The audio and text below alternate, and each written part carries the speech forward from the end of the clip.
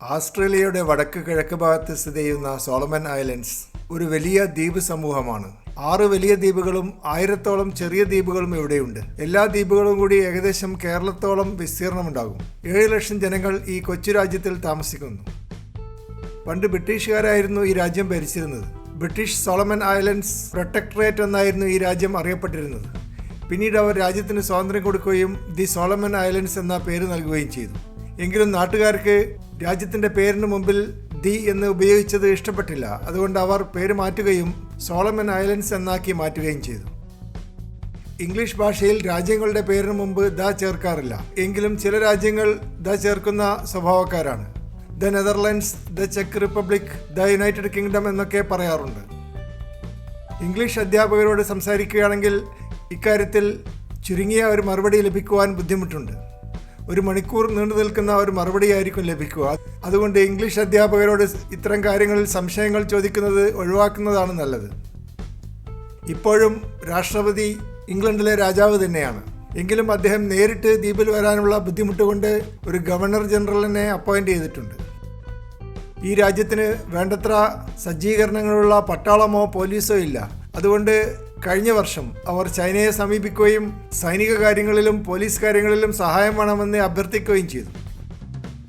ഇപ്പോൾ ചൈനയുടെ ഒരു മിലിറ്ററി യൂണിറ്റ് സന്തോഷപൂർവ്വം ഇവിടെ ക്യാമ്പ് ചെയ്യുന്നുണ്ട്. അയൽരാജ്യമായ ഓസ്ട്രേലിയ ചൈനയുടെ ഈ കടന്നുകയറ്റത്തിൽ ആശങ്ക പ്രകടിപ്പിച്ചിട്ടുണ്ട്.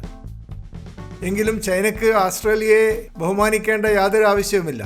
ഓസ്ട്രേലിയയെപ്പറ്റി ചൈനയുടെ വിദേശകാര്യമന്ത്രി പറഞ്ഞത് ഞങ്ങളുടെ ഷൂസിനടിയിൽ ഒട്ടിപ്പോയ ചൂയിങ് ഗമ്മിൻ്റെ വില പോലുമില്ലാത്ത ഒരു രാജ്യം എന്നാണ്. ഇത്തരത്തിലുള്ള ഇൻസൾട്ടുകൾ ഓസ്ട്രേലിയക്ക് പലപ്പോഴും വിഴുങ്ങേണ്ടി വന്നിട്ടുണ്ട്. കാരണം ചൈനയുമായി വ്യാപാര കാര്യത്തിൽ ആശ്രയിക്കുന്ന ഒരു രാജ്യമാണ് ഓസ്ട്രേലിയ.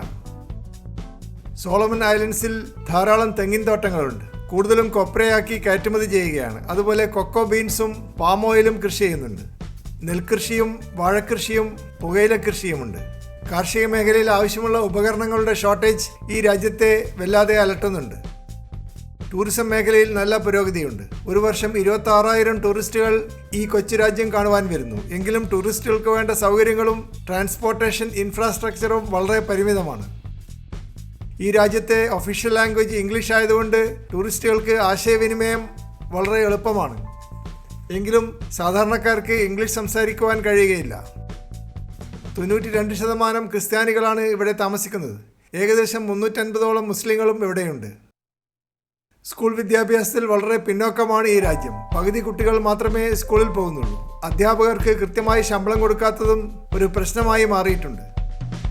സോളമൻ ഐലൻഡ്സിന്റെ തലസ്ഥാനം ഹോണിയാറ പട്ടണമാണ്. 2ാം ലോകമഹായുദ്ധകാലത്ത് ഇവിടെ വമ്പിച്ച പോരാട്ടങ്ങൾ നടന്നിട്ടുണ്ട്. അതിന്റെ അവശിഷ്ടങ്ങൾ കാണുവാൻ ടൂറിസ്റ്റുകൾക്ക് താല്പര്യമുണ്ട്. അതിനു പുറമെ ഒരു നാഷണൽ മ്യൂസിയവും വെള്ളച്ചാട്ടവും സെൻട്രൽ മാർക്കറ്റും ഇവിടെയുണ്ട്.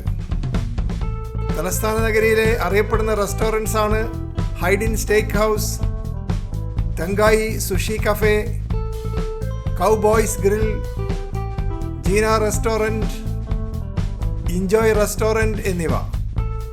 സോളമൻ ഐലൻഡ്സിലെ അന്താരാഷ്ട്ര വിമാനത്താവളം ഫിജിയിലേക്കും ഓസ്ട്രേലിയയിലേക്കും കണക്ഷൻസ് നൽകുന്നു.